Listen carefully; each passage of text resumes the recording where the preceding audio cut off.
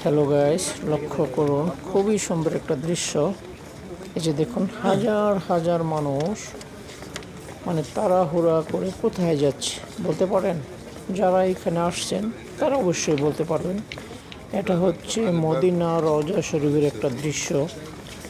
নামাজ শেষে মানুষ এভাবে তাড়াহুড়া করে যাচ্ছে হলো আমাদের প্রিয় নবী হযরত মুহাম্মদ সাল্লাল্লাহু আলাইহি সাল্লামে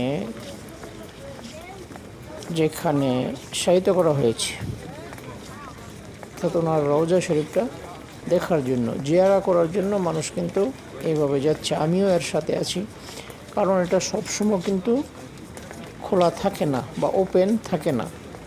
নামাজের পর এভাবে খুলে দেওয়া হয়, তখন মানুষ এভাবে যায়। আমিও যাচ্ছি, বেশিরভাগ সময় এশার নামাজের পরেই কিন্তু এভাবে সুযোগ করে দেওয়া হয় মানুষকে দেখার জন্য। আলহামদুলিল্লাহ আলহামদুলিল্লাহ, আমি অনেকবার গিয়েছি।